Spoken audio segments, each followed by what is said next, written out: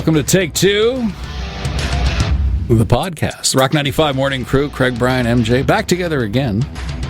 Is this the first time we've been back together for a bit? Yeah, probably been a month. I believe so. We were on vacation all at separate times, and you were on vacation. You went to the CNE. You stayed there for an entire week. You're not wrong. It felt like it. It did feel like it. Did you go on any rides? Yeah. I went on one, I don't even know the name of it, but it's like a water roller coaster, like a mini roller coaster, and you go down some water. Did anybody remember the Flyer?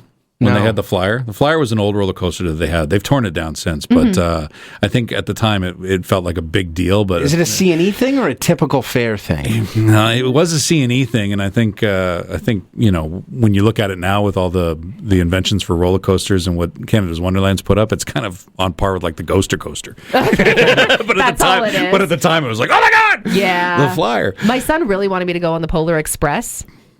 MJ don't do the Polar Express. I don't like spinnies. One of those things. Yeah, right, and right. so my husband had to go on it with him twice. I was just thinking of the movie. I'm like, is it some sort of train? No, it's that ride that goes backwards in just a circle constantly. And then the guy's like, "You want to go faster?" And it's like, "Arr!" Right. Yeah, make it Disney. Everyone knows what I'm talking about. But you can flip upside down, right? Not on this one. Okay, I'm thinking of the spinning little teacups? the silver spaceship.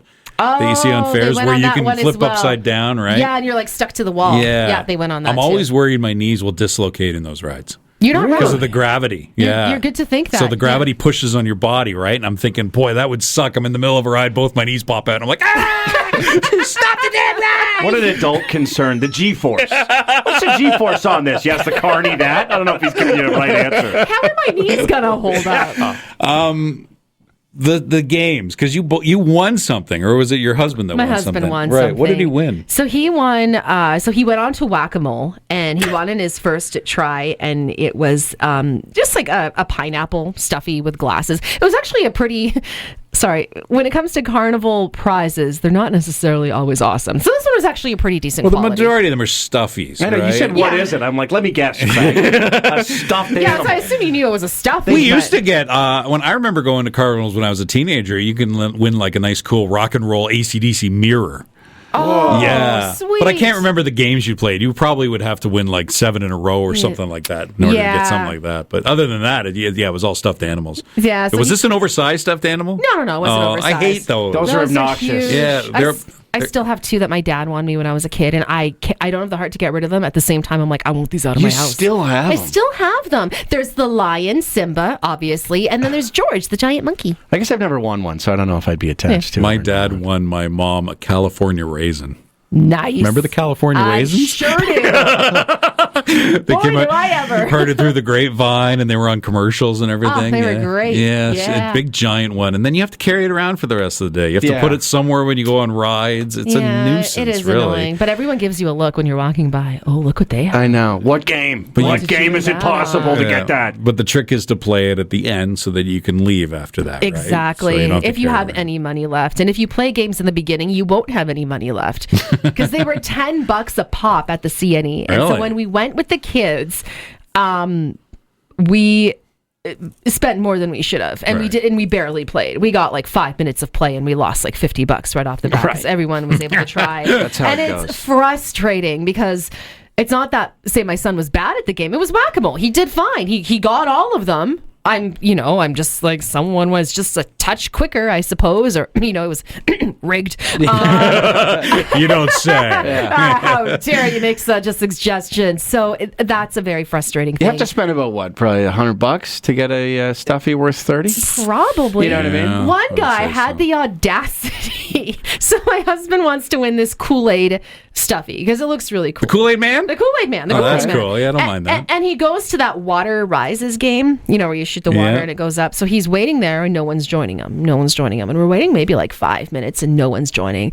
And my husband's like, oh man, like I got to get going. Can I just like get my $10 back? And the guy goes to me. Oh, he paid him straight up. Yeah, that's weird. You would think he would wait until people come and then he would collect the money, right? Yeah. No, so he took it right away. And then Talking about carnies. I'm sorry. Hold on a second. That's obviously not how that goes. Something weird. So then the carny looks at me. He's like, "Well, how about if you play? Then that way you're guaranteed." I'm like, "Then that would be $20 for a $5 stuffed animal, and it's not gonna happen." Yeah, that's what he was trying to do. That's what he was trying to do. Make us pay $20. So did your husband play by himself? You didn't play at all. He just, like, You took the can't thing play and by went, yourself. They can't won't let you yourself. play by yourself. No, you need to play Yeah. against other people. All right, but the So- whack-a-mole, you had competitors. Yeah, whack-a-mole. There was lots of competitors. And I feel with the whack-a-mole, I mean, it's a fun enough game, but I feel like there's so many times when I hit a mole, and like I don't know what the tally is. I'm not looking at the tally as I'm hitting it, never. and I'm thinking that it's quite possibly not registering all my whacks. Yep. Yeah, because every game, according to them, because they're doing like the play-by-play. It's always very tight. Yo, oh my God. It's you and a grandma, and you're locked. Lucky number 7. Give them some slack, Brian. That's their time to shine.